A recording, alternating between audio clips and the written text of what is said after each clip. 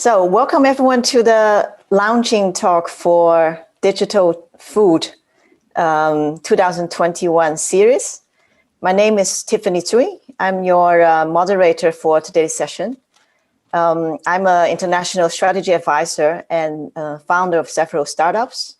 I focus on sustainability and transformation and bridging East and West.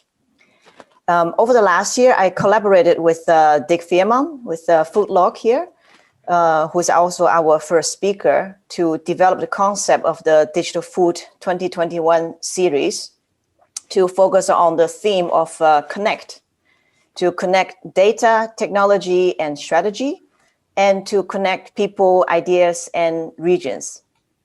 So today's talk is the first talk to set the agenda for the coming sessions in 2021. There will be every 2 weeks a new topic. And today we have 4 great speakers on the panel today.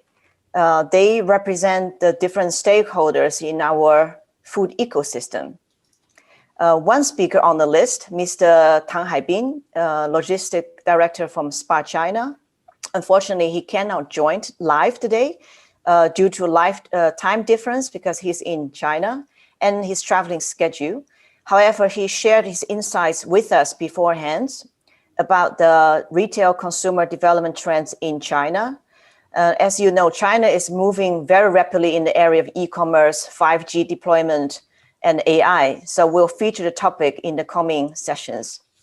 And we have a great audience today, despite a very short notice, actually, of this launching talk. From the registration, we see that people are from very different sectors, from different parts of the world. So thank you for taking the time today, despite the Zoom fatigues, I can imagine these days. The agri-food networks are very interconnected, but also very fragmented.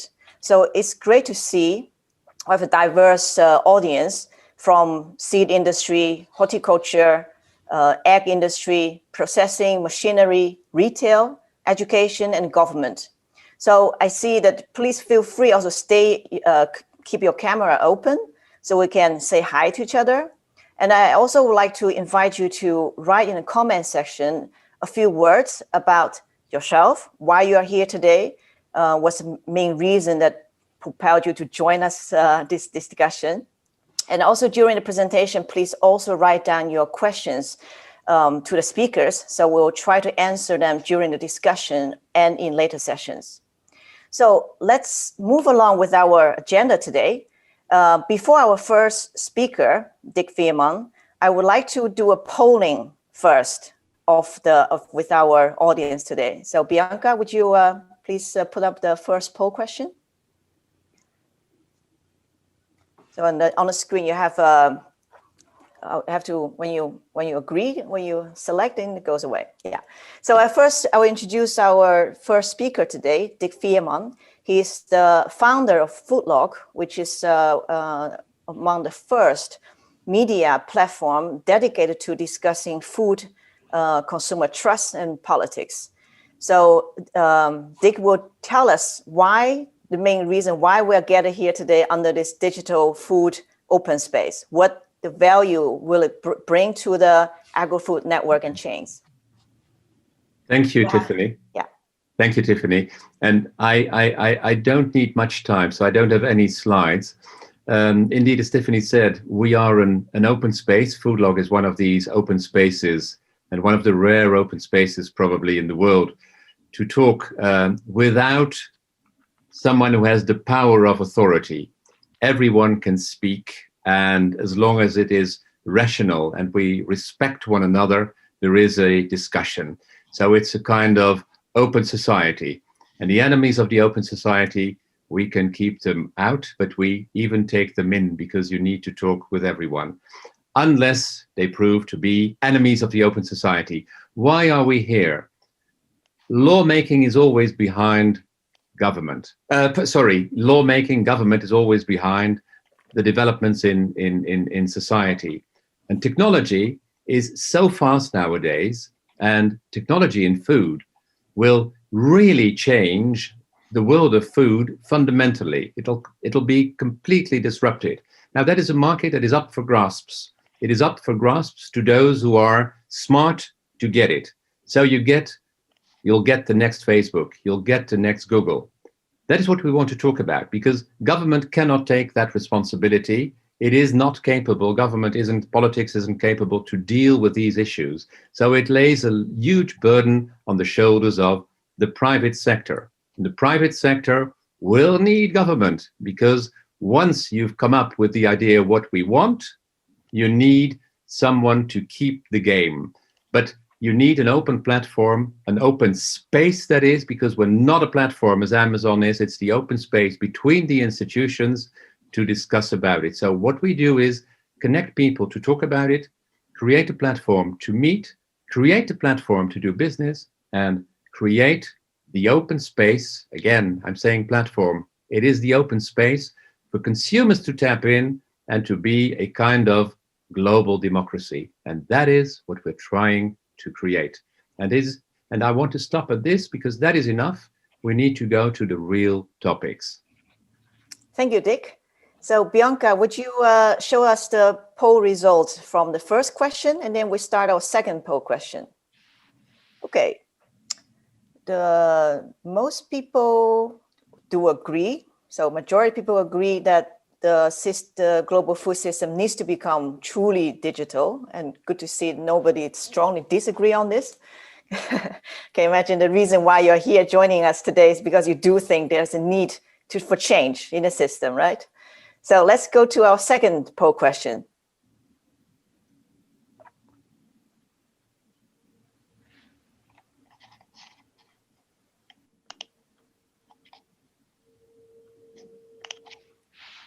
So when you are still answering the second question, I would introduce our second speaker, Paul Buisman from Moba. Moba is a leading actor, let's say, in the food processing industry, in the egg industry. The machineries of Moba packs, sort, process 1 billion eggs per day. So that's 70% of the automated egg industry market share. So you could rightfully say Moba has a very good leading position in the industry. So Paul, what is your answer to the second question? Do you think the digital transformation of agri-food networks will fundamentally change the role of every players in the chain? Well, the ones who will survive, they will need to be on this wagon. I think that there's no alternative than becoming part of such a digital world as well. And I truly believe that the winners of tomorrow are the ones that step in today. So you would say Moba is now in envisioning a change of role, repositioning from a machinery producer to a new role in the food chain?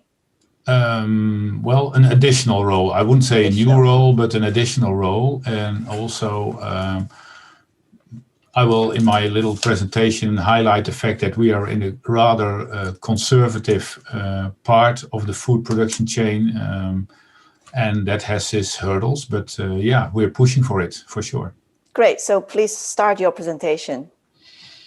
All right. Let me share my screen first and bring up this presentation. I have a few slides, not to make an endless presentation, but a very brief introduction of the company I do represent. We produce egg grading, packing, and also processing equipment. Our customers are farms that have a lot of egg producing chickens, or egg packing stations that don't have any chickens, but buy them from various farms and bring them together in order to grade them.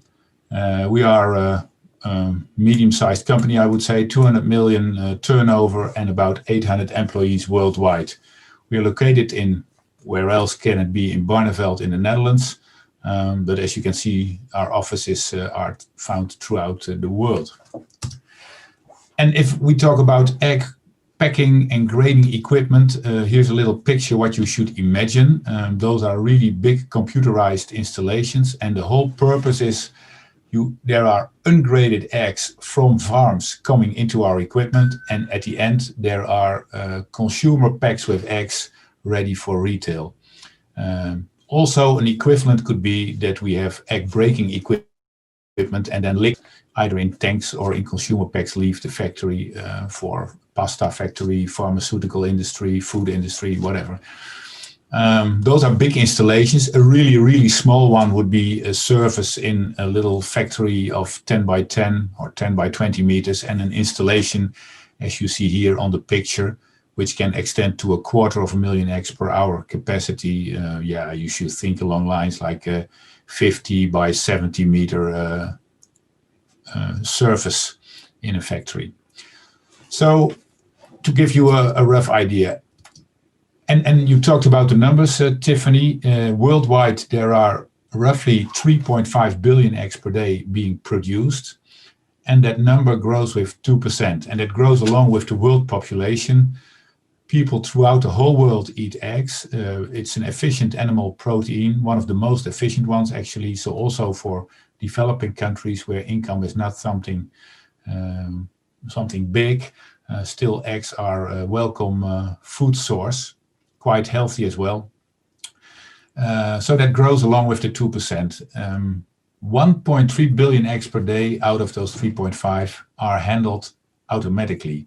So that means that the majority of the eggs in this world is still backyard farming in a little basket or in a paper bag to the wet market.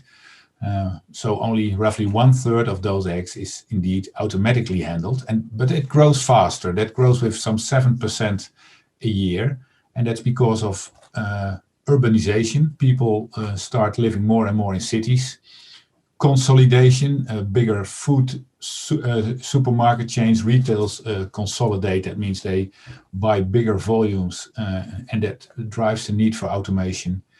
And also the scarcity of good labor in our industry. You wouldn't imagine it is, but it is not the best work, and our customers find it very, very difficult, not only in high wage Western cultures, but also in countries where labor cost is lower. It's very difficult to find people to do this job. So that drives also the need for automation. And out of that 1.3, now we're talking about our market share, roughly 1 billion eggs per day are through the Moba equipment. So worldwide, we see some 70% of all the automated handled eggs. And that made us aware of the fact that we could do more with that information, because such a machine, as you see here, and I'll try to get my pointer a little bit more highlighted. Machines, as you see here, are in fact big instruments for measuring eggs, because the ungraded eggs that come in is random quality. Most of them are good, but they're bad eggs that are not fit for human consumption. And our machine is designed to filter those eggs out. And sometimes we throw them away, and sometimes they are used as a second quality for instance, pet food or other industrial purposes. Also, the eggs are weighed, so there is a tremendous amount of data coming from those machines, like a big measurement instrument. Now, the idea was that we should do something with that data. And this is a bit complex, but I try to compress it all in one slide in order to keep my talk within the 10 minutes. We started with step one. We provided an ecosystem in the cloud where the private data of one individual machine was stored, and we enabled the people who work with that particular machine insights in their production. So step one is about monitoring the day-to-day life, the day-to-day KPIs, you could say, the key performance indicators of a certain production. So a good view on the operation. And of course, the target is the management of such a packing station. But while doing so, we rapidly found a lot of people adopting this system, and that gives in that cloud environment an enormous, literally cloud of data. And we anonymized a portion of that, of course, with the liking of the users, because our customers are very keen on keeping their private data private. But with the right terms and conditions, you can say, okay, I get some anonymous data from your production. And that is our step two, namely that our customers can compare the results that they are seeing in their production with the rest of the world. And that is an extreme benefit, because immediately you see where there is room for improvement in your operation. Step 1 and step 2 are actually live already today. We have that, we offer that to our customers on a commercial basis. And step 2 is benchmarking against this anonymous data, and then your target audience already widens. For one, it's the same management of farms, but also food production companies that look through a chain or have multiple farms in their possession or do a complete integration, like the big CP integrations that you see in Asia in general, in China in particular. Those companies are of course extra interested because they can not only compare their results to the rest of the anonymous world, but they can also compare their different farms. So step 1 and 2 is live. Step 3 is partly live, and we're working very hard, and that is integration of the complete chain. And then we talk about topics like traceability, but also certification, ensure where eggs are coming from, where they're going. And then the target audience get even wider. And that's also my question marks to the audience today. What could it be that will all happen in this chain integration? So it can be the ERP system of our customer. It can be proprietary systems for other purposes, MES systems, like management execution systems, retail branch organizations, but you can imagine a whole lot of questions. We got already visitors from you talked about governments. The South Korean government already knocked on our door. Hey, can't we tap in this data, because then we can monitor from our government all the different farms in our country, and those things pop up.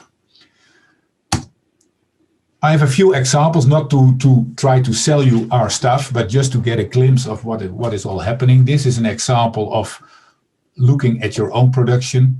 A packing station gets eggs from many different farms. We plot quality in a cloud, and we have an automatic algorithm that says, okay, this is a sort of average cloud, and the ones that are outside the red line are the outliers. So this gives you, without any analysis on paper or in Excel, gives you an immediate view on farms that are not performing. Quality is less. Could be a disease in the chickens, could be malpractice on the farm. That's a nice example of monitoring your own production. This is a performance radar. It would be too big of an issue here to explain everything, but you can imagine there's different KPIs in egg production, the quality, the yield that you get, the availability of the equipment. And we made a simple tool that turns green if you're okay, and it turns red if there's room for improvement. So this particular customer sees that in most areas he's doing quite well. This area, there are settings wrong in his machine, and he can for sure upgrade the quality of his eggs big time, because there's a lot of red. Yeah, and then the most interesting part leading up to our discussion, I guess, would be this. We're launching right now a product we call Egg Chain. The word is in itself explains already what it is. It's a complete tracking and tracing system that no matter where in the chain you get your information, and actually you can scan it by using a simple iPhone or Android phone. You scan a code on a consumer pack, on a pallet, on a liquid pack, or whatever, and it brings you right back to the origin of I would almost say each individual egg, but where are these eggs produced? And you can also turn the other direction. Where did the eggs of that same source all ended up? Different retailers. Of course, yeah, this is our limit. Hey, where does it come from and where does it go to? But you can imagine that we are actually a measurement instrument with our machines, with our equipment, in a whole production chain. And if you would be able to have our data linked to, for instance, production data of the layers, the laying chicken hens, or the food, or the housing systems, or the climate where they are in use, you could actually, quite simple, make an analysis which type of laying hen would produce best on a certain type of food in a tropical climate, and another type of chicken might be much better performing in a very cold climate. So all things that are now hearsay and test on very small lab scales we could do on a global scale. Now the discussion is, of course, that we would never go further than the incoming eggs, than the farms, because that's our core business. We would never interfere with food production or housing systems, that kind of stuff. So that leads up to my final slide, how to interconnect information from the different niches. We are in a small niche. There are manufacturers of equipment for building farms. They have their own ecosystems. They have their own measurement systems for temperature, climate, food intake of the hens, all kind of production environmental things. And they have also nice ecosystems. They see that as their proprietary data. We have ours, and only the link creates the value. And I think that leads up to the discussion. Will it be an industry platform, a food platform? And that's also the input that I gave for a poll. I'm very curious to find out, who do you think will take this upon himself to do this? And like I said, the people from South Korea, the government already said, oh, let us be this platform. Our customers think totally different. They feel like, oh shit, the government should stay away from our production. But that's a discussion already happening right now. So Tiffany, I would say, I hope this was within the 10-minute range that you offered me. Good. And back to you. Yeah, thanks, Paul. So in the presentation, we indeed see that the evolving of industry chain, or potentially industry egg chain. So we can also be foreseeable seeing, for example, dairy chain, or beef chain, tomato chain. Which really leads to the question is, what's the next step? Because as a leading industry player, essentially you have a quite critical part of the chain data already ready to be connected to the next step. So the big question, which will be addressed by our next speakers, is what is the next thing? So that's actually a poll question, very relevant, is who's going to be the future leading or business models to manage data standardization and also relevant value captured. So maybe Bianca, can you show the poll result from the last question first? Did you get that already? The fundamental role change, yeah. Okay, so similar as the first question, that most people also agree there will be fundamental change. Of course, what is this fundamental change? Something I think is rather should be further discussed. What does it mean for each individual chain player? So let's go to the next question, indeed. Yeah. So this question is also directly relating to Paul's question about who should take the lead, or who should be managing, or what would be the future organizational structure to for this future standardization data effort? Should it be international government bodies to be the gatekeeper for standard for privacy, or third-party certification bodies, or leading players like Moba, who has already a large share of the market and setting the worldwide benchmarking? Or should it coming from retailers and consumers, or driven by technology companies, blockchain companies, Google, or new forms of cooperation, which it might be new now, but the topic will be addressed in the future sessions, this decentralized autonomous organization with decentralization technology.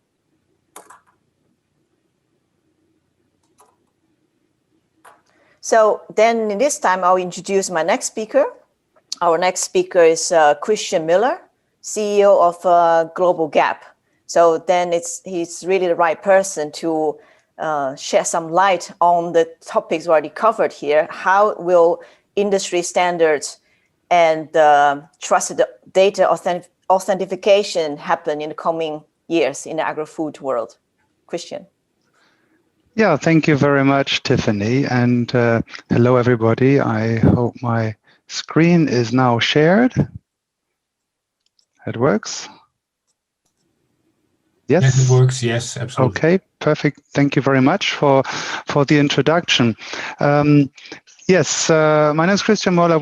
GlobalG.A.P, I don't know how familiar you are. I will give you a very brief introduction in this session. GlobalG.A.P stands for Global Good Agricultural Practices. And basically, we started in the area of standard setting when governments weren't ready. It wasn't the technology, it was actually private sector supply chains that needed standards, efficiency. You know it in automotive industries, you have industry working on supply chains, efficient supply chains. You know the GS1 world of barcoding. There's also industry that got together to develop new standards for this. And I was basically entering the industry after university when beef, the mad cow disease came in, and we needed beef traceability. And it was basically not the governments that were able to do the traceability. It were the retailers driving this. But coming from a farm myself, a farmer's son, I said we could not just give it to the power of the one side. We need at least a balance. So we created, I was instigating creating a shared power between the farmers, 50% in our governance structure and 50% on the retail side. Now, looking at the next slide, what we are doing is we have developed what we call integrated farm assurance standards. So we are not a certifier, we are a standard owner. We operate with more than 170 certification organizations. So we license them out, we franchise them out. So we don't certify ourselves, we are a standard owner. But in the whole range you see here, poultry is there. We do not have eggs, and I can, because of other existing egg standards that were working and partnering with us in Germany, for example, CAT. But we are very strong in fruits and vegetables, but you see the whole range here of different products where we have developed standards for good agricultural practice. So we have farms, we register these farms and have their audit data that are third-party audited on our central database. And looking at the governance structure, and we talk about who should organize this. I mean, we are organized to meet a global harmonized standard. We have voluntary members. These members then elect a board. This is 50% retail, 50% producers, farmers. Technical committees then will design standards, and we will, as a secretariat, facilitate in the different operational areas, in the national groups by country, but also in committees. So this is a whole structure in itself, but it's focused on farm assurance on the farm. Our reach worldwide is basically 136 countries. We have some 200,000 and more producers under certification, 4 or 5 million hectares overall. So we have a lot of data, but this is basically certificate data, certification data. This is a farm certified to this standard. This is where it's located. Then it was certified. It's not that many data that is really happening on the farm. The auditor will leave the data on the farm. There's a lot of documentation requirement, but it's a lot of paper, of course. There's some technology, but we will not have that on a wide range. But when we thought about this, there are so many standards already. How can we harmonize? You know, now we talk about data harmonization, but we also talk about standard harmonization. There's organic standards, there's fair trade, you know, Rainforest Alliance, you have UTZ, you have all the different standard organizations. And in 2014 already, we thought we need to look for a new organization that just not looks only at us. We will have to do our job, but we need to link with others. And we designed what it was called then a Declaration of Abu Dhabi for global food security. And we call it through good agricultural practices. There's a list of organizations, government entities, the International Trade Center, but also GS1 and others, and Tsui platform. Some of them will link here in these talks as well. Now, these are organizations that have come together, standard owners, etc., say we need to start thinking, rethinking how we share data. And part of that in terms of harmonizing this is first, how do we avoid duplication? So, okay, we are focused on good practices, so have a set of practice, but that's maybe on our internal. But what already leads into the discussion today is we need, when we attribute data to farms, we need to have a system to uniquely identify every farm that is, and this type of farm identification need to be recognized by all stakeholders. If we don't have that egg farm, and I have also the same egg farm has a field of grains or have lettuce production, that same farm might have a different number and we cannot merge data and align it. And then there is a reporting on the supply chain to make claims on sustainability, etc. Now, what we have been doing in this is now, when looking at certification data, we are now in basically step one for us in with Paul's description, basically was looking on certificate data, which is on the farm. We don't give that back. But in step two, now we are starting to collect data, fertilizer, crop protection data, water and energy in the beginning, which we then bring to our cloud and will give that back in the analysis to the farmers, as you see here. So that step two is already now in the way. We start with flowers and ornamentals, and we are rolling this out now in our next year in our version 6. So to use metrics for also sharing data and see where you are, how you perform, also with an anonymous data among. Which brings us to the question, how do we actually facilitate this process? And here you see another way of it. We called it Farm Assurance Data Exchange, FAX. We wanted to be disruptive. FAX was disruptive, and some of the older people here, when FAX came, it was disruptive technology. So I use the same name, Farm Assurance Data Exchange. So we connect data, and then it will need to be validated and be shared in the supply chain. And we started with technology companies to see how can we work this. I actually answered the question who on the way is, will the roles change? I think they should not change, because if the current players doing it right and we develop an organizational structure and framework by which we can stay in our major roles, we will manage together. It's not one of us that will actually take the role of being the leader of the new information. We need to collaborate here.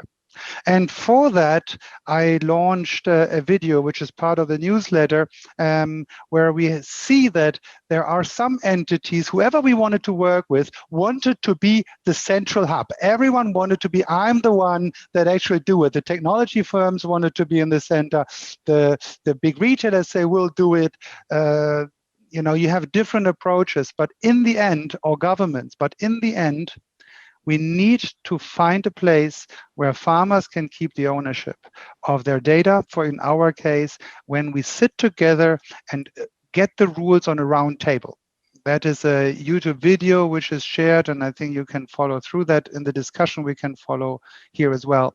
One point I wanted to add, and then to close, here is that we also now enter into, after 20 years of business-to-business farm food safety certification, business-to-business for retailers who are our partners, now we enter into a consumer labeling. So we will, the principle of that is having a farm profile. So looking this back into the, like the Moba case, the laying hens, the farmer would be visible and connected to a QR code as such. So get my alarm, my 10 minutes are over, and I think I've also finished it exactly on the point. It's very good. Thanks, Kristian. That was actually my exact question. What was your answer to the role change question? So you disagree, or you don't think there will be fundamental change, right? That's your question. Yeah, I think they should not be, because if this is the case, then there will be winners and losers. And yes, everyone has to change a bit their role, but it's only adding to it, yeah, but it's not that, Paul, you will change your completely. You said, no, well, there will be additional responsibilities, but we need the strong organizations that are fit for the future will find together, and we will create and have to create and delegate to some new entity that has a certain role on our behalf under all our governance. Yes, so you don't see the need for a centralized platform driven by several retailer or the large government body, rather keeping the current more, decentralized form, but having very good interfacing.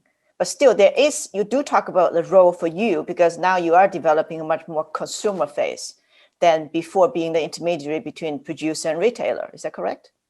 We have additional role, but again, when it comes to data and data sharing, I don't want to be the Silicon Valley-based company to have the power and misuse the data. I want to be the custodian where farmers will share their data. They trust us, but they have a governance on us. But when that data is being shared with others outside of our remit, they trust us as well, that we negotiate on their behalf that this data isn't misused, so that we sit at the table, but we are not the chair of the table. We don't claim to be the table owner itself, okay. Right? We just want to be sitting on the table with our stakeholders on equal basis, and then have this open discussion, which Dick was said, that's a prerequisite to actually build the trust among those.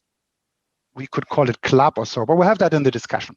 Yes, thank you. So Bianca, can you show us the result of the last poll?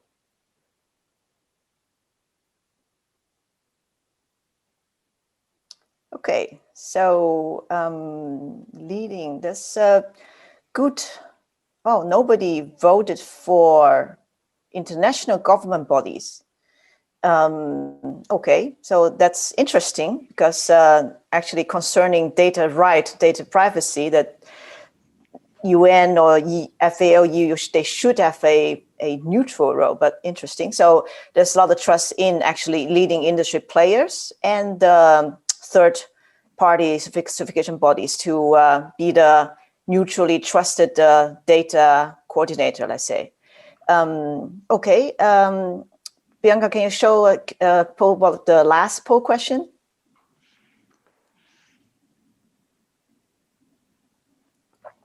So the question is also somewhat related to the next presentation by Hans de Gier.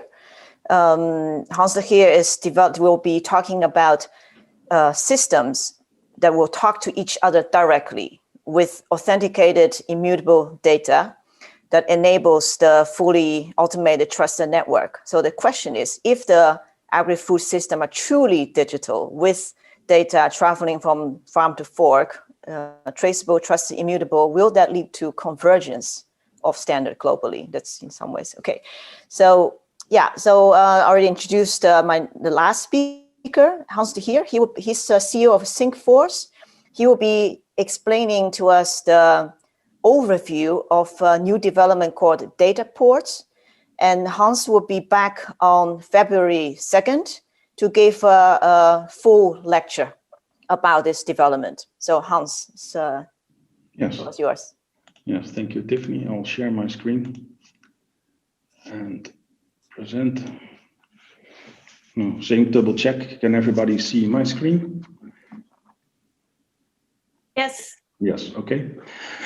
Thank you for joining. I will talk today about an initiative which is created by the Consumer Goods Forum and within one specific section, which is the end-to-end value chain part within the Consumer Goods Forum.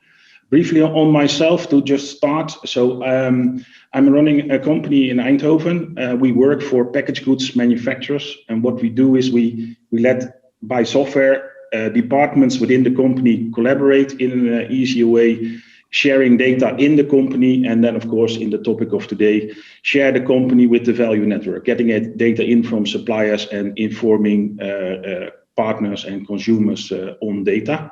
So that's what we do. That's why I was involved in this initiative. So it's not about my company today. It's about something I do within the Consumer Goods Forum. I think many of you are familiar with the Consumer Goods Forum, but that's again the same initiative as we presented before, a group of retailers and manufacturers, mostly in packaged goods, which work together on C-level to improve the world or improve efficiency, collaboration in companies.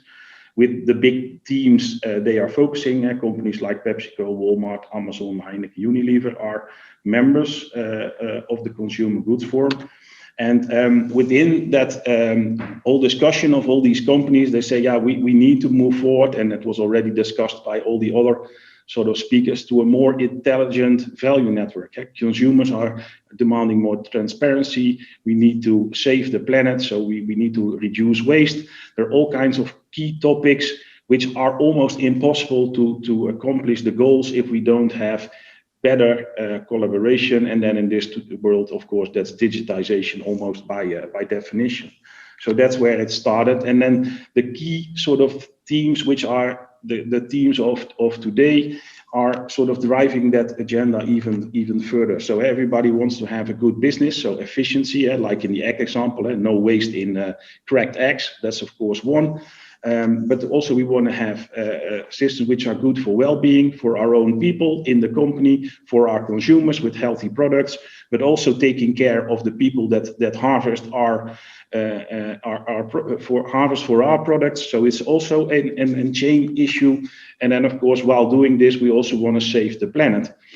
And you will see that in the value chain, it becomes more and more complex. If we want to reduce food waste, I always say, let's put as much salt and as much sugar we can into a product, wrap it in plastic, and then our food waste is probably gone. But then we have a huge plastic pile and everybody's unhealthy. So we have lots of different parameters we need to manage, and there are more and more parties involved in making this happen. And everything is driven by data. And you said the water usage, all the examples before have all this data in all these areas.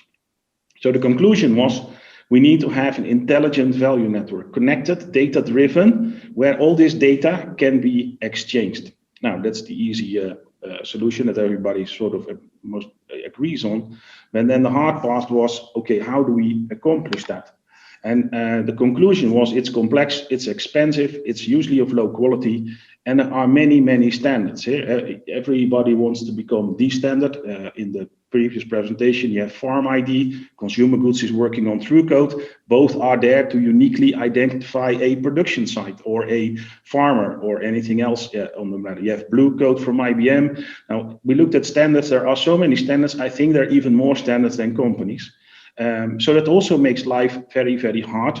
And everybody is trying to sort of now harmonize that, of course, to do that. My animation sort of breaks. So what they came up with, that somebody in Consumer Goods Forum said, we need to create something that starts solving this. And the first step is that we need to have something where machines can peer-to-peer exchange data in any standard. And that's called data ports. And we work together with a whole group of companies, starting with consumer goods, but now also extending in other industries, because we're looking at technology companies, fashion industry.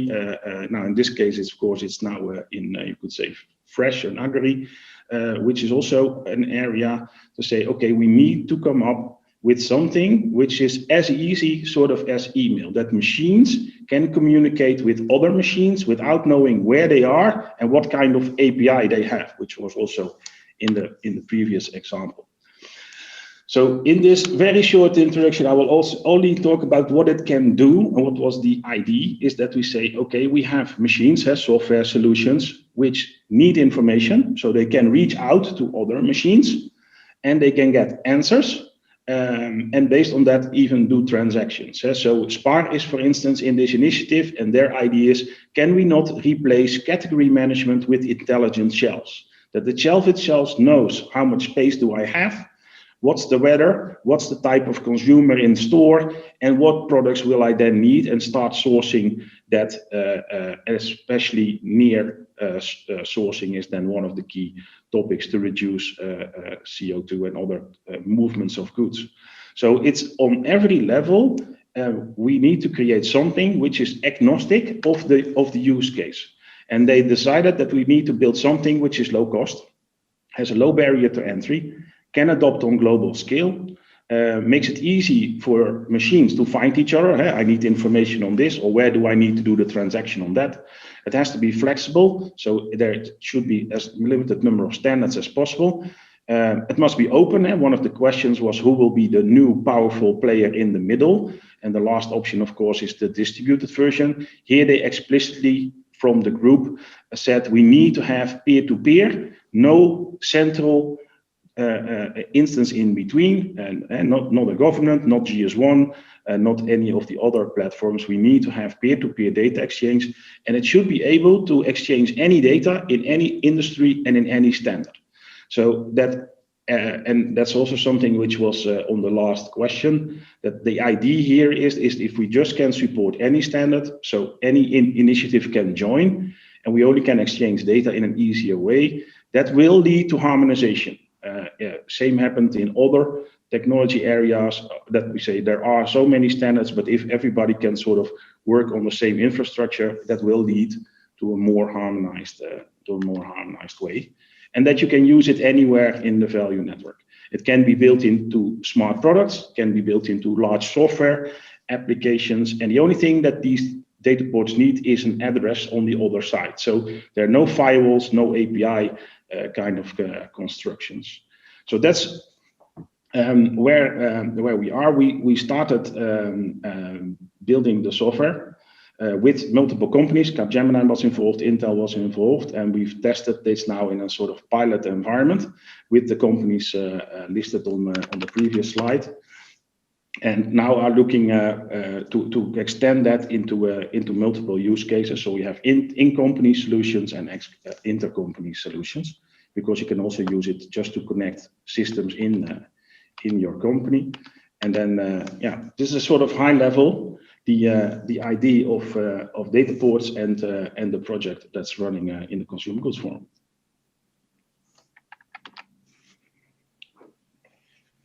Thank you, Hans. So if I would take a wild guess, I would think your answer to the last poll question is definitely. Yeah. Okay.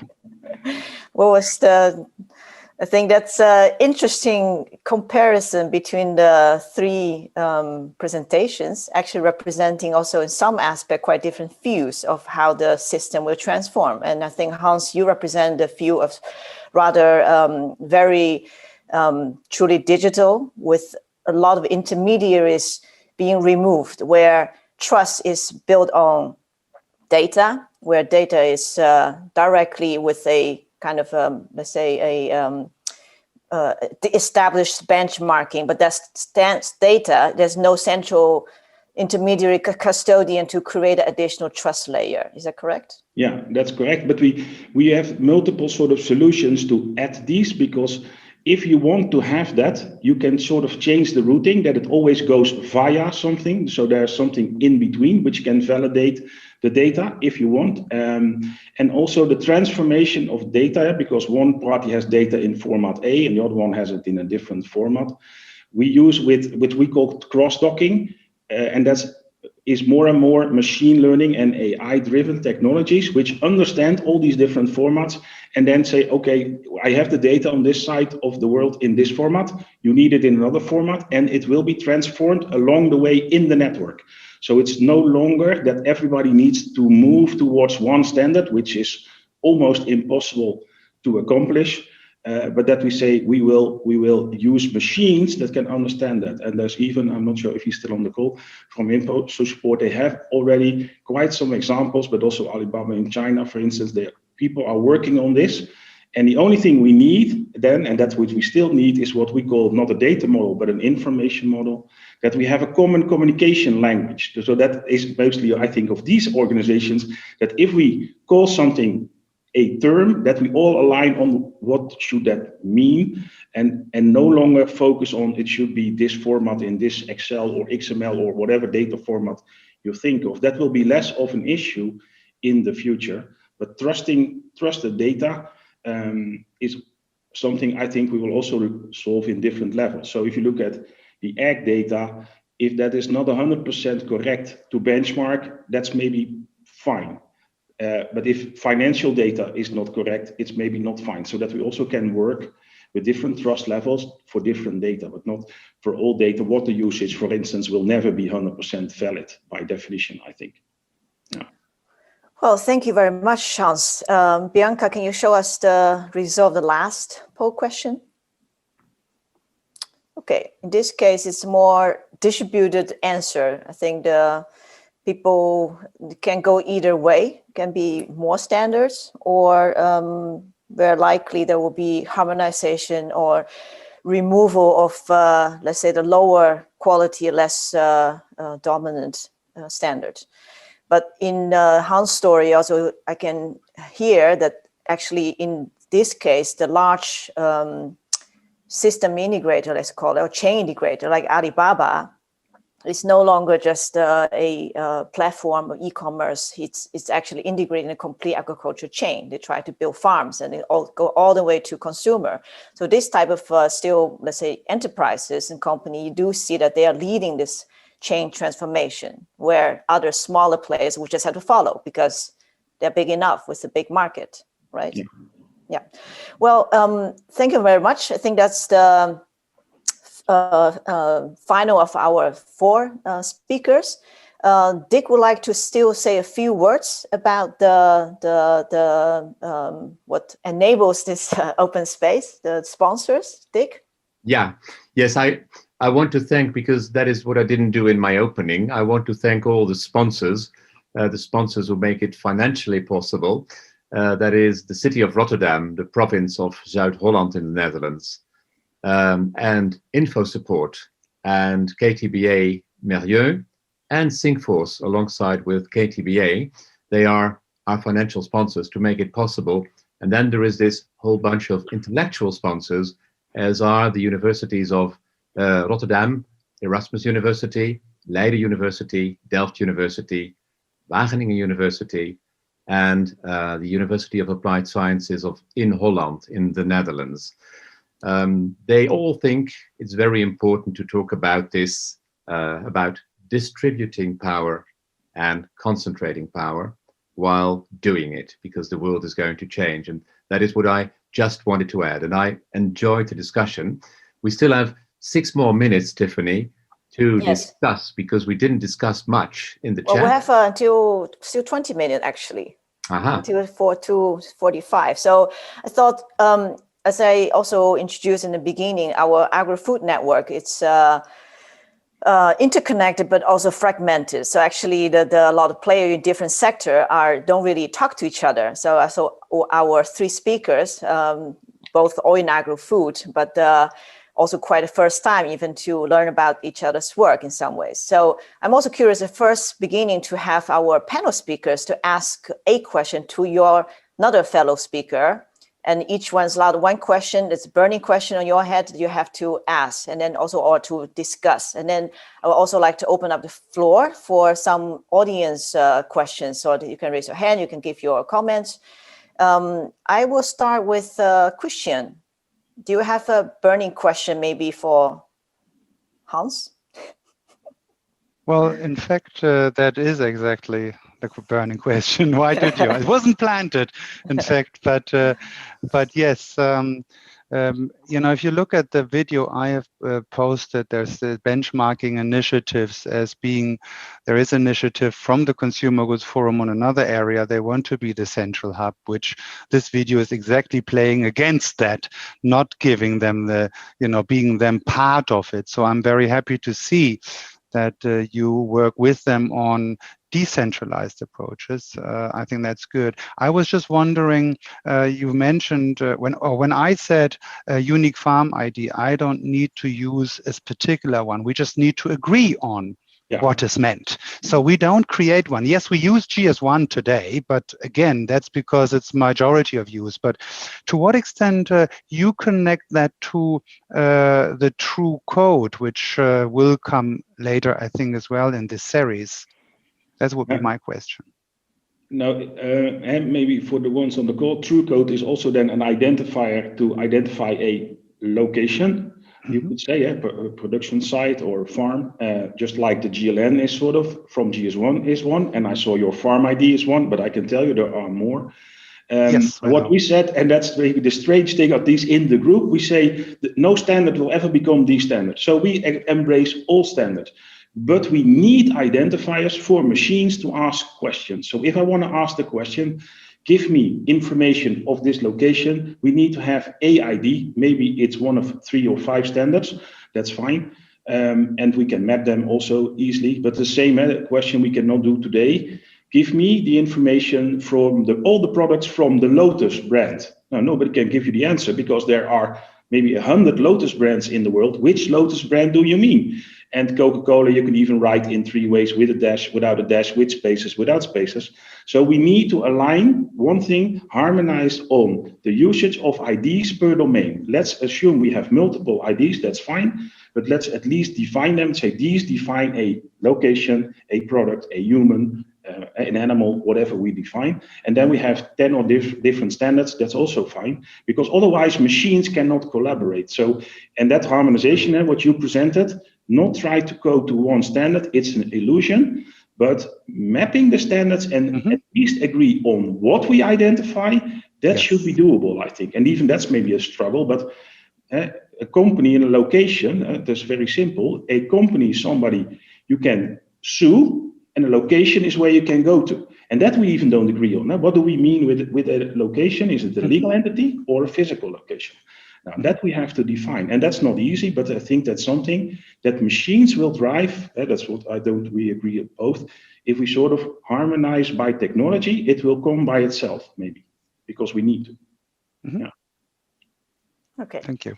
So next question I would like to maybe ask maybe Paul to Kristian, maybe, or yes, your choice, but because you have a key concern is also, who should be leading. I think for Moba, that you'll be one of the leading players, but you don't see very comfortable be the one to also bridging, for example, consumers. Do you see, for example, the role of GlobalG.A.P, for example, or retail to do that? But yeah, that's. Do you have a question?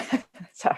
Yeah, absolutely. I have quite a burning question actually, and it's a good question maybe for Kristian, because in his position right now he should have some experience there.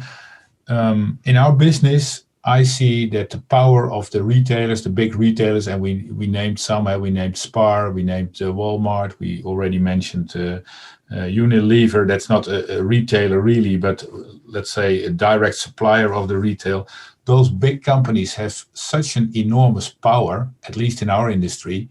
I can imagine that they would use their system of transparency as a brand owned thing. So I can imagine that Spar would say, I am more transparent than my competitors, and use it as a commercial argument. How do you see the chances of all different retailers still adapting to one GlobalG.A.P ecosystem, or what's the name, rather than say, oh, I have so much money, I have so much force, I will build my own system? It's a very good question, and it's a part of harmonization. It is an issue of critical mass, and when it comes to agriculture, they will not have in most of the products in that wide range very much vertically integrated supply chains. So there will be farms that will always have to supply to different retailers. And so there will always be duplication. And that is such a cost-intensive way when you duplicate data, when you duplicate practices, etc. So our experience is now we are bringing these major competitors on the retail brand, we bring them together, and our module is the 80-20 rule. On 80%, we all agree, and we do allow for some part of differentiation. If someone wants to carry one additional field with it, then it's fine, but it will be managed by the same system. For example, which is public knowledge, Tesco, as a major retailer with a lot of brand, they say for their produce, they want the traceability and the standard of GlobalG.A.P, but they have their own nurture standard, which is an add-on, but they ask us to actually manage it as like management as a service. So I think there's this 80-20 rule. We agree on the 80% that everything works. on the base, and then we have a little bit of cream opportunity to differentiate, but not on the fundamentals. That doesn't work. Walmart wanted this with their traceability system in the 90s or 2000 when they entered Germany, and they actually failed and had to pull out. If that was one of the reasons, for sure, for the technology piece, of the price as well. But there is, so now they are very much setting, even the very big players, set on generic joint systems because they feel they can't enforce it just by themselves, unless it's a vertically integrated system. And these are some markets, but eggs are not. Okay, thank you. Thank you. So for the other two speakers, Dick and Hans, do you have a burning question you want to address to other speakers? I have one burning question. Yes. In the poll, it showed that no one is in favor of government bodies. So can we really do completely without government? I know that behind Kristian is a picture of the Leviathan. It's in the end, you need someone to keep the game. You can together agree on the rules, but you need a third party to keep the rules. So are we really going to do without government, or do we need government for something? That would be my question to the three of you and to the people who are attending. So also, because we don't have a very big group, I think for audience who want to give a comment and give questions, you just raise your hand, turn on your video, and then you can just speak up. And I'm curious to learn Yes. what Hans' response would be, because Hans is really about its complete distribution of power. Yes, Hans, it's a kind of self-controlling power as well. So I'm curious to know his answer.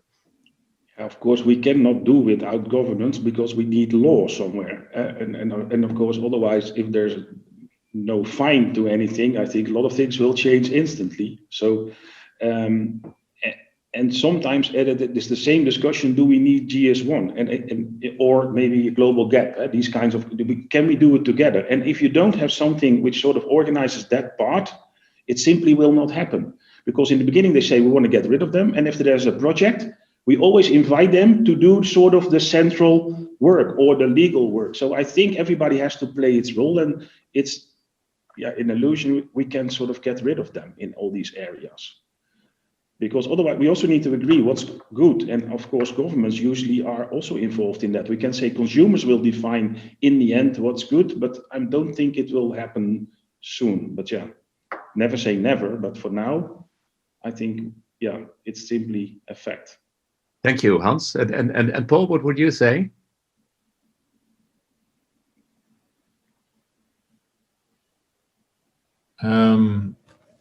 What I see is that in some countries, government influence is already quite strong. Like in the US, we are dealing with USDA, which is a governmental institute. They have programs that are so-called voluntary. So our customers can choose whether they deal with it, yes or no. But in practice, if they don't deal with the USDA standards, they have a real, differentiation with the players who do. So, in my opinion, they will have their influence and they will need their in and output in the systems. Although we see our customers being very reluctant to share any data because they need they give the absolute minimum to fulfill the requirements, and then everything stops. So it's also a matter of trust and transparency, I guess.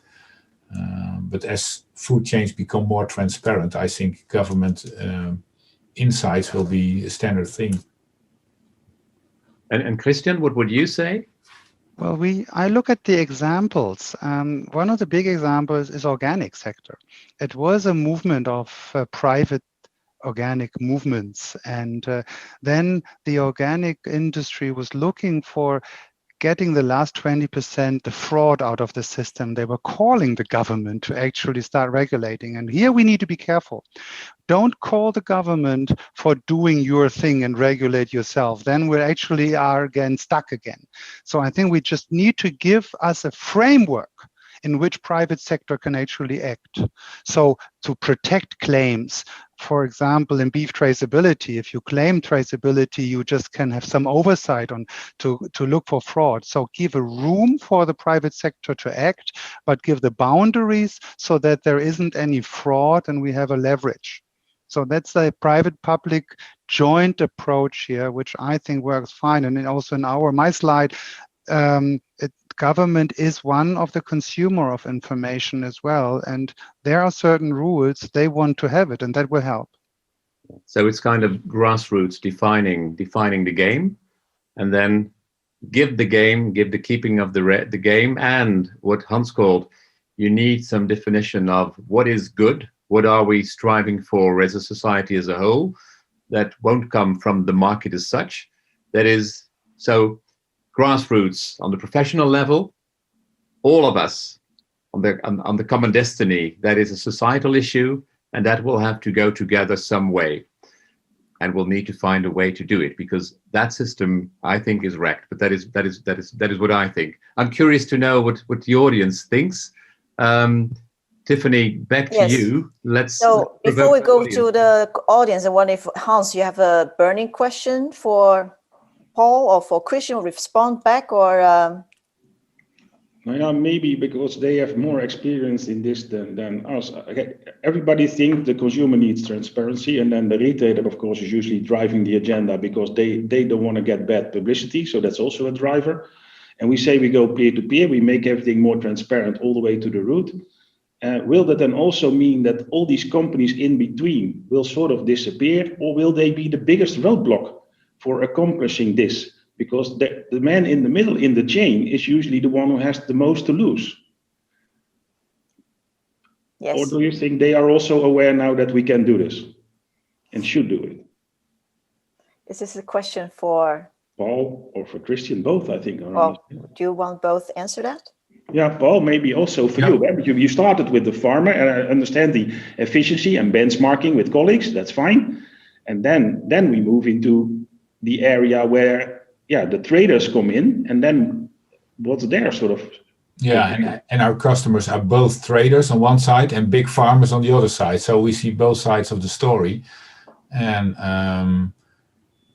in the end, our customers are those traders. So the people who buy eggs and sell them again. So I think because they will never disappear. They are an inevitable link, or people should start their own grading centers, which is quite an undertaking. So what I see is that maybe the traditional industry that we work in is a little bit stepping on the brakes for transparency, but in the end you see the winning companies, the bigger ones, the ones that consolidate and have modern management styles and so on, they aim for the transparency, and they actually use the transparency as a commercial instrument, and that will give them a beneficial position again to the retail. So in the end, I think maybe not as quickly as in other industries, but 5 to 10 years down the road, I think everything will be transparent, and the added value will be more in trying to get rid of waste, to be as efficient as possible, that kind of KPIs. Yeah. Kristian? Was very similar to Paul. As a business, you have a justification when you create a value. And before, a trader created also a value by matching and looking information. Now information becomes instant with new transparency. That value creation piece is gone. So they need to focus more on logistics and have a different role. So that's a normal business transformation. Whatever you create a value, that's where innovation, where the private sector, where the response to business comes from. And that's where entrepreneurship actually comes in. And that will change, but that technology always changes, but the value pieces change where you can do that in the supply chain. Thank you. We have a few minutes left. I would like to invite our audience to speak up for questions and comments. You can volunteer or I call you. Koen. Any comments? Yeah, the only thing I've got knowledge about is about an egg supply chain. I probably worked at a Moba machine for quite some time. Paul was mentioning that, let's say, the transition was becoming by the big companies in itself.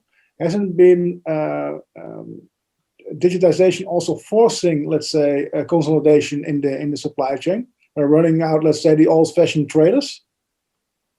Yeah, that's true. Well, it's depending on the definition of a trader.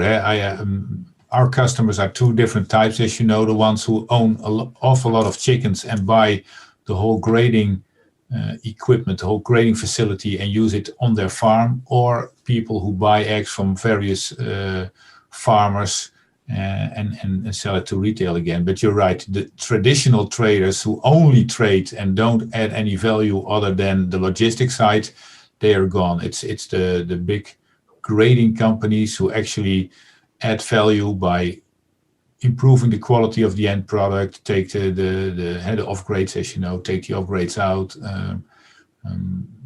focus on quality. Those are the ones that I meant. And traditionally, our customers are a little bit reluctant to share any data, but we see a gradual development, moving away from that and becoming more transparent. Also because they're forced to, in many cases, and that's what I meant with the force of the retail sector. They have simply no options whatsoever. Koen is gone. I think Koen had an emergency. Yeah. But you heard the last part of response, Koen, from Paul. Yeah, well, it's muted again. Anyone else with a question would like to raise your hand to speak up? You can just speak, or okay, Neha. Yeah, please. I'd like to go back to what Dick, the question that Dick posed about whether or not to involve government, and echoing in what Hans said. Of course, we have to involve governments. There's no way around it. But and then, like Kristian mentioned, with your company, you had to step in and standardize when the government wasn't ready yet. So I think the question isn't, do we involve governments, but when do we involve governments, and how relevant is that in the face of who needs protecting, right? So if governments exist to protect the farmers, at what point do they know enough about the farmers or whoever the consumer, whoever the raw data comes from? At what point do they know enough to protect these people? And what is the job of, like, how does everybody's role change then? So I'd like to ask all the panelists, what do you think about that? Not should they be involved, but when should they be involved? And what's everybody's role in making sure that they know enough to protect the people that they have a duty towards? Yeah. Dick, who want to go first? Well, I'd just say this is the question John Stuart Mill would have asked. So I think it's the right question. So it's a million question. So like a John Stuart Mill question, I'd like to ask the others, would they, because they are the practical guys. I'm just a philosopher thinking about it. It is the right question. Government needs to protect a weak. So, and what weak? Because there are some weak that you can't protect anymore. They need to do something else, and you need to guide them to something else. That is a big discussion going on here in Northwestern Europe with our farmers. But perhaps the first one to put the question to is Kristian, because he's a farmer's son, and I know the way he thinks about farmers and cooperations. And then I'd like to, Paul is very much in technology. He knows what the way farmers think like. And Hans is the technology guy who sees that you need government in the end. But let's first start at farm level with Kristian. Well, I think the best government involvement is already all the law, at least the European law on GDPR, on the data protection. This is the foundation we're actually using, and we can now use this globally as well as a mandate, where we don't have it yet in those places. So that will help already to protect the ownership of the data, of that the farmers, wherever they are, keep their own, the control and ownership of the value even of the data they have, so that we could work together and help them. If they generate value out of it, it goes also back to them. I think that's a key where we see this. And the second part is, on the United Nations, ITC, International Trade Center, have already been working on this very early in these areas, and they are taking an active role, helping many farms as well in the industry. So there are agencies in the government that could promote it, and I think that is the first place we look in the promotion piece, and then we take some of the framework. And last thing, on the global sense, I think the United Nations as government entity to have a role here to play, where there is, of course, a fundamental right of their own information. So it's a human right. I think we should get them engaged, so that will help then across the globe when it comes to information and data. Yes, we actually are pushing over our estimated I was time. too long in my answer. That's fine. But I think also because we are plan a session for somewhere down the road when we gathered also a lot of industry discussions to go to the government. There's a session we'd like to invite FAO and Frans Timmermans as EU. That would be the good questions when we to prepare for that. What would you ask the questions to FAO, for example? What kind of role should they play? And should we get a UN on the table? What actually should be involved in the discussion? With that note, I'd like to conclude our session today. And thank you very much for all attending. And also please do pay attention to the coming up sessions. And also feel free to leave a remark or comment of other questions or other sessions or topics you would like to see covered in this digital transformation connecting theme. And also today's presentations and summaries will be available online next Monday already, right, Bianca? Yes, they'll be online on Foodlog's website. And I hope to thank you very much, and I hope to see you all soon again.